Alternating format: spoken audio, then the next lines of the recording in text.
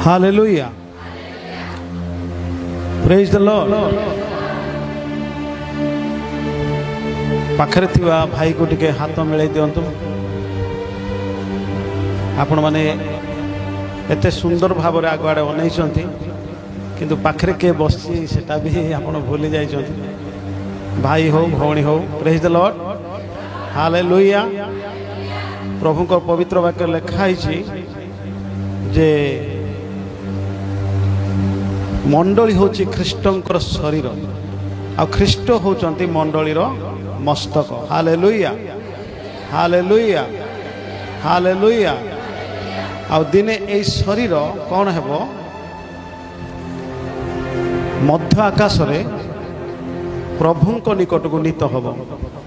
ए शरीर बहुमूल्य अटे। Hallelujah praise the lord praise the lord. प्रभु को लोक माने होचंती बहुत सुंदर। एमाने होचंती मनोनीत लोक माने पवित्र लोक माने आ संचित धन माने आ जो मान को पाई प्रभु यीशु ख्रीष्ट निजर जीवन देले रक्त को ढाली देले आ से अगणित पाप को क्षमा करिसंती। तेणु प्रभु को लोक माने होचंती बहुमूल्य अटंती। मोर प्रिय भाई भणी माने आसंता आम किछि समय प्रभु को ठारे प्रार्थना करिबा। गौरव स्वर्गीय पवित्र प्रभु आम तुम पवित्र नाम को धन्यवाद करुचु गौरव प्रशंसा करुचु। प्रभु वास्तव में तुम्हें केते महान केते पवित्र केते सत्य प्रभु। तुम तुल्य परमेश्वर के नहांती पिता तुमको आम धन्यवाद करुचु। पुणी प्रभु जो दान जो दशमांश आम तुम पवित्र वेदी निकट को आनीचु प्रभु। ए दान ए दशमांश उपरे प्रभु तुम्हें आशीर्वाद कर अनुग्रह कर। प्रत्येक परिवार को तुम आशीर्वाद कर। परम पवित्र प्रभु समस्त को शांति प्रदान कर। रोग दुखरु भय संकटरु मंदात्मा ठारू अंधकार शक्ति ठारू प्रभु से रक्षा कर। परम पवित्र प्रभु बर्तमान आम तुम पवित्र वाक्य शुणापी जीवु। आमान को तुम वाक्य दे कथा कही तुम्हें गौरवान्वित हुआ। धन्यवाद होची प्रभु तुम नाम गौरव हो जुगे जुगे तुम्हें प्रशंसा पाओ। प्रिय प्रभु यीशु को नाम रे मागुछु आमेन हालेलुया। मु बाइबल विषय किसी आपन कहवाई चाहूँगी। ये जो पवित्र बाइबल को आम देखुचु ए पवित्र बाइबल होची प्रभुंकर मुख्य निर्गत वाक्य अटे। आउ ए बाइबल को लेखिबा पाई 1600 वर्ष लगी। आ प्राय 40 जन भविष्यत वक्ता माने प्रभु ठारू शुणिकी ए वाक्य को लिखिंट। ए बाइबल होची संपूर्ण 66 खंड। पुरातन नियम होची 39 आउ नूतन नियम होची 27। नूतन नियम जहाँकि प्रभु यीशु ख्रीष्टर जन्म ठारू मृत्यु पर्यंत एवं प्रकाशित वाक्य पर्यंत होची नूतन नियम। आ आदि पुस्तक ठारू मलाकी पुस्तक पर्यंत होची पुरातन नियम। जो पर्यंत प्रभु यीशु ख्रीष्ट ए जगत को आसी नथिले ताको पुरातन नियम बोली कहा जाए।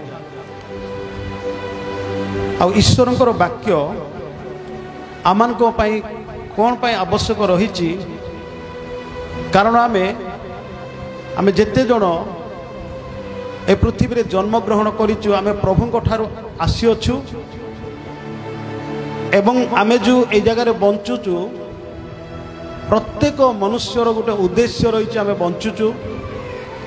आउ गोटे कथा आमे जेतोले ए जगतरु चली जिबा केउठाकु जिबा प्रभुंकर ए वाक्य ताहा प्रकाश करे। आमे केउठारु आसीचु प्रभुंकर वाक्य बाइबल ए कथा कहे।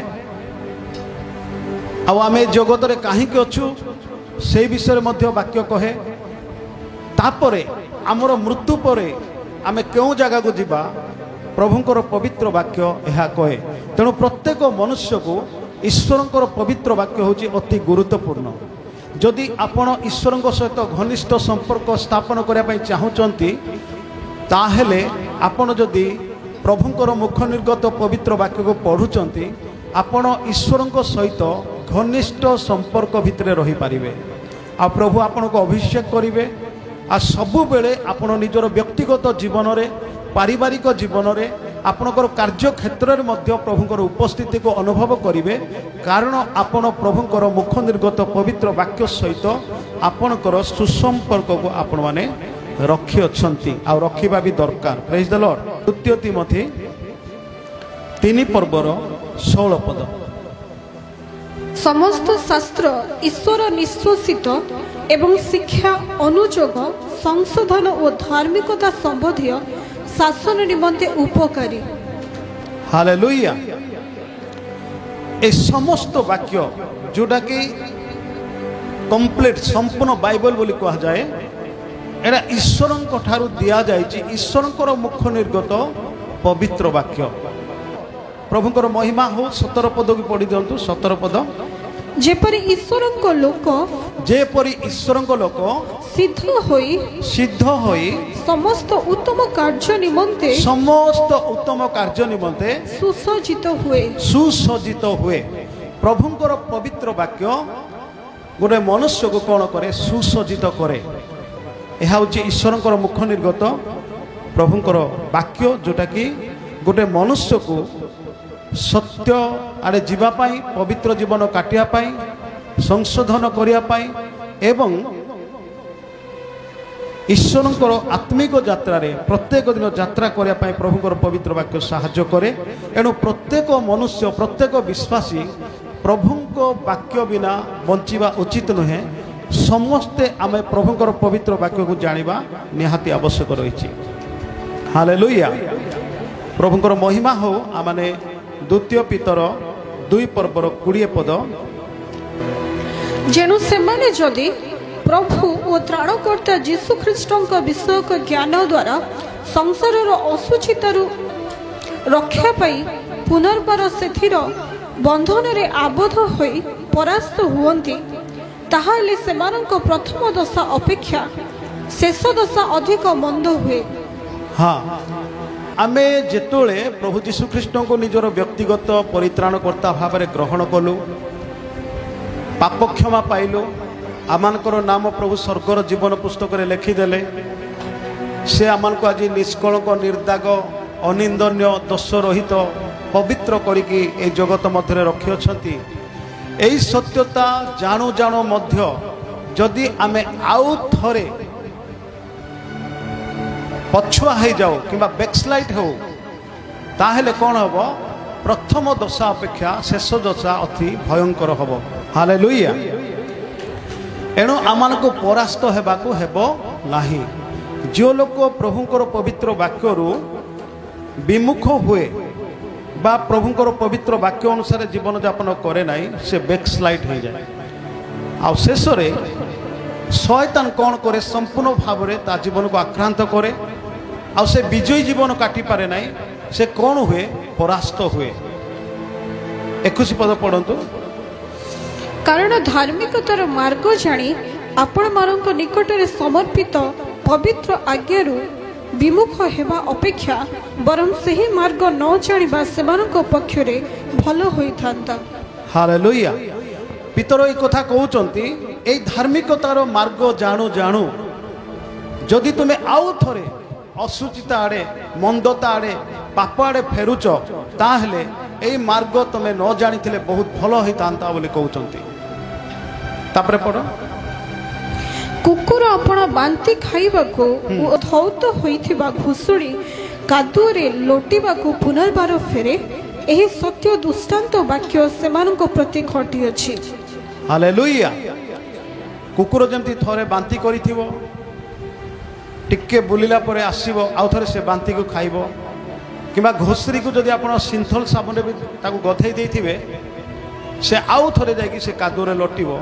केते जन विश्वासी प्रभु को जानिला परे भी से कौन होचंती प्रभु को छाड़ी के पछक घुंचिकी कदर्य जीवन यापन करुचंती। यार अर्थ से माने परास्त होचंती। 19 पद लिखाई जे जहा द्वारा परास्त हुए से ताहार दास। मोर प्रिय भाई भणी माने सेथिपाई आमान को बहु सतर्क हेबाको पड़िबो। सेथिपाई प्रभु कौन करिसंती तांकर मुख निर्गत पवित्र वाक्य को से आम मान को देइचंती रोमियो पुस्तक 15 पर्वर 4 पद को आम पढ़ा ए वाक्य कौन पाई लेखा जाई अछि ए वाक्य कौन पाई प्रभु आम को देले से समुद्र लेखा अछि पुणी आम्भे माने जेपरी शास्त्र लब्ध धैर्य व सांत्वना द्वारा भरोसा प्राप्त हेउ एथि निमंते पूर्व काल रे जहा जहा लेखा होइथिला सेही सब आम मानकर शिक्षा पई लेखा होई अछि। हालेलुया। ए पवित्र बाइबल हजार हजार वर्ष पूर्व जहाँ लेखा जाइथिला भविष्य वक्ता मानक द्वारा ता आमानकर शिक्षा पई लेखा जाय अछि। तेणु मोर प्रिय भाई भणी माने आमानको प्रभुंकर पवित्र वाक्य सहित आमानको संपर्क काटिबा आवश्यक रहिछि। आ सत्य कहूछि जो माने प्रभुंकर पवित्र वाक्य को पढ़ंती अध्ययन करंती ध्यान करंती से माने केबे भी झुंटिबे नाही। सेमानको जीवन रे प्रत्येक दिन से माने ग्रेट सक्सेस को देखिबे से माने केबे हारिबे नाही लज्जित हेबे नाही से माने ए प्रकार तांकर जीवन हबो जेमति गोटे जल स्रोत निकट रे रोपित गोटे सतेज वृक्ष परि हेबे जो माने ए वाक्य सहित जो मानकर जीवन अछि आ जो माने वाक्य न हेले बंची पारंती नाही सेही भली व्यक्ति माने सतेज देखा जिवे सौंदर्य रे परिपूर्ण हेबे आ प्रभु सेमानकु सफलता देवे से माने उन्नति करिवे से माने आगुकु आगुकु बढ़िवे से माने केबे निश्चस्त हेबे नाही से माने उपरिष्ट हेबे से माने केबे लांगुड़ हेबे नाही से माने मस्तक हेबे कारण प्रभुंकर पवित्र वाक्य रे ए प्रकार शक्ति अछि। मोर प्रिय भाई भणी माने प्रेज द लॉर्ड। प्रत्येक मनुष्य जानिया दरकार अछि जे मु केउ ठारू आसी अछि मु एठारे कोन करू अछि मु केउठाकू जीवी ए तीनटा विषय जे जानिनी से जदि बा जगत रे तार धन थाउ टंका थाउ मर्यादा थाउ सब किछि थाउ किंतु से मरी गले कौन हम तार आत्माटा नरक को चली जीव। तेणु ए पवित्र वाक्य कहे जे आमे केउठारू आसीअछु आ आमको केमिति ए जगत रे बंचिया को हबो तापरे आमे किपरि अनंत जीवन स्वर्ग राज्यर अधिकारी हेबा प्रभुंकर ए वाक्य ता प्रकाश करे। मोर प्रिय भाई भणी माने तेणु आमान को प्रभुंकर पवित्र वाक्य रे ध्यान देवा को पड़िबो। आ जानिचंती जो माने प्रभु को विश्वास करंती आ प्रभुंकर पवित्र वाक्य को ध्यान दियंती राति दिन प्रभुंक सहित रहंती से माने प्रभुंकर महिमा देखिबे आ निज जीवन रे मध्य से मानकर बड़ बड़ चमत्कार से माने देखिबे। यूहन्ना पुस्तक 14 पर्वर आम जदि 12 पद को पढ़ा से माने निज जीवन रे बड़ बड़ आश्चर्य कर्म को देखिबे। सबुदिन से मानकर जीवनटा गोटे आश्चर्य अलौकिक कार्य जीवन देखिया पाई से माने सुयोग पाइबे। मोर प्रिय भाई बहन माने पढ़ी दियंतु। सत्य सत्य मु तुम मानकु कहू अछि सत्य सत्य मु तुम मानकु कहू अछि मो ठारे जे विश्वास करे मु जेउ जेउ कर्म करू अछि से मध्य से सब करिवो आउ से सब अपेक्षा अधिक महत कर्म करिवो। प्रभुଙ୍କର महिमा हो। प्रभु कहउचंती जे मो ठारे विश्वास करे मु जहा जहा करी अछि से मो ठारू अधिक महत कर्म करिवो। प्रभुଙ୍କର पवित्र वाक्य एते सत्य। मोर प्रिय भाई भणी माने तेणु आमान को प्रभुଙ୍କର वाक्य सहित निज जीवन को सब समर्पण करिया दरकार अछि एवं प्रभुଙ୍କର पवित्र वाक्य को पढ़िवा दरकार अछि अध्ययन करिवा दरकार अछि। प्रभुଙ୍କର वाक्य होछि ईश्वरଙ୍କର मुख निर्गत वाक्य। ए वाक्य दे प्रभु आमान को कथा कहंती आमे जेतले प्रार्थना करू आम हृदयर कथा आमर दुख आमर कष्ट आमर जंत्रणा आमे प्रभु को जणै थाउ किंतु जेतले आमे वाक्य पढ़ू प्रभु वाक्य देकरी आमको कथा कहंती आ जेतले प्रभुଙ୍କର वाक्य को आमे सुनु हृदय ग्रहण करू आमे कौन हो आमाने शक्तियुक्त हो एवं आमान को प्रभु तांको वाक्य अनुसार आमान को जीवन को आशीर्वाद करि थांती। मोर प्रिय भाई भणी माने प्रभुଙ୍କର गौरव हो। आदि पुस्तक गोटे विषय एमती लिखाई आदि पुस्तक 3 पर्वर 15 पद एटा पृथ्वी पाई गोटे बहुत बड़ आज्ञा आउ आम्भे तुम्भर ओ नारीर मध्य रे पुणी तुम्भ वंश ओ तांको वंश मध्य वैरभाव जन्माइबा से तुम्भर मस्तक को आघात करिब ओ तुम्भे ताहांको गइठी की आघात करिब। हालेलुया। एटा होची बहुत बड़ महान आज्ञा ए पृथ्वी पाई। जेतले अबादम पाप कले सत ज्ञानदायक वृक्षर फल खाइले आ से समय कौन कले से माने निजर अधिकार को हरैले, अधिकार शैतान हस्त को चली गले। तेणु प्रभु ए जगह गोटे कथा कहउचंती नारीर वंश मध्य आ सर्पर वंश मध्य आम्भे कौन करिबा वैर भाव जन्मेबा, गोटे शत्रुता सृष्टि करिबा, गोटे गंडगोल सृष्टि करिबा। से तुमर गुइठी को आघात करिबो आ तुम्भे तार मस्तक को आघात करिबो। ए मानव जाति को उद्धार करिया पाई प्रभु एते बड़ गोटे आज्ञा, गोटे महान आज्ञा आदि पुस्तक रे लिखिचंती मोर प्रिय भाई भणी माने। आ ता केबे सफल हैला आपण देखंतु जोहन पुस्तक 3 पर्वर 16 पदरे ए वाक्य सफल हैला। कारण ईश्वर जगत को एडे प्रेम कले जे से अपना अद्वितीय पुत्र को दान कले जेपरि जे केई तांको ठारे विश्वास करे से विनष्ट न होई अनंत जीवन प्राप्त हुए। हालेलुया। कारण ईश्वर जगत को एडे प्रेम कले जे ए सृष्टिकर्ता जे सूर्य चंद्र तारा नक्षत्र विश्व ब्रह्मांड को जे सृष्टि करिसंती से ईश्वर पिता ईश्वर ए जगत को एडे प्रेम कले जे से आपनार अद्वितीय पुत्र को दान कले जेपरि जे के ताहां ठारे विश्वास करे से विनष्ट हुए नहीं, से अनंत जीवन प्राप्त हुए। यीशु ख्रीष्टन ठारे अनंत जीवन अच्छी, मुक्ति अच्छी, परित्राण अच्छी, पाप क्षमा अच्छी।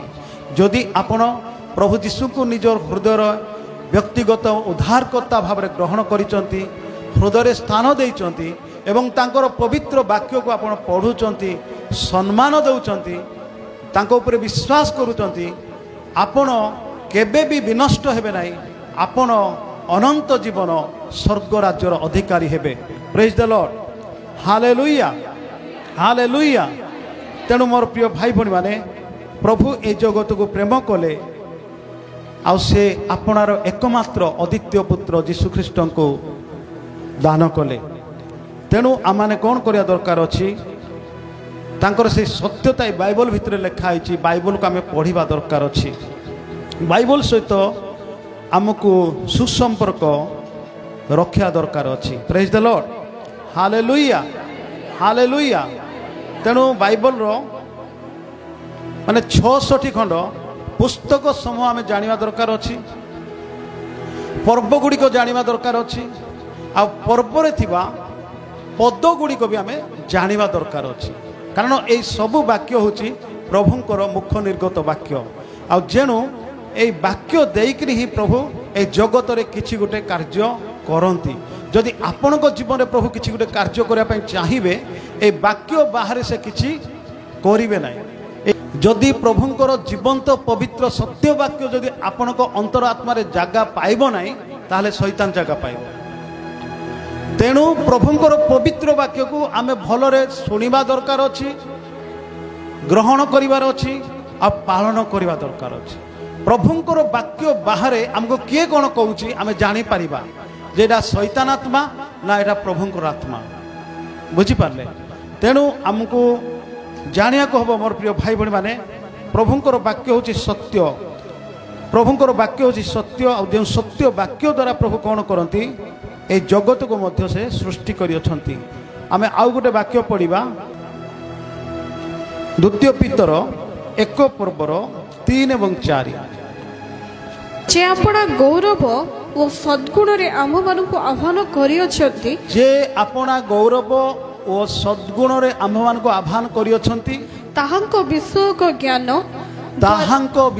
ज्ञान द्वारा ताहांको ऐश्वरिक शक्ति हाँ आम मानकु जीवन और धर्म परायणता निमंते समस्त आवश्यक विषय दान करियछि।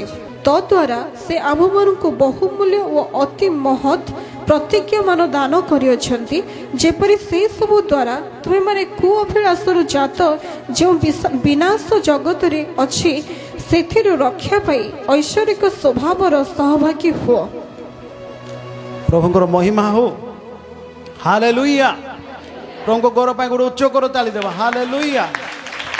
ପ୍ରେଜ୍ ଦ ଲର୍ଡ। এই দিন ଗୁଡ଼ିକରେ ପ୍ରଭୁ ମୋତେ ଚାଳନା ଦେଉଛନ୍ତି, ମଣ୍ଡଳୀକୁ ଟିକେ ଶିକ୍ଷା ଦେବା ଦରକାର ଅଛି। ପ୍ରଭୁଙ୍କର ବାକ୍ୟ ବିଷୟରେ ଆମମାନଙ୍କୁ ଟିକେ ଅଧିକ ଜାଣିବା ଦରକାର ଅଛି। ମୋର ପ୍ରିୟ ଭାଇ ଭଉଣୀମାନେ, ଆଉ ଗୋଟେ ବାକ୍ୟ ପଢ଼ିବା।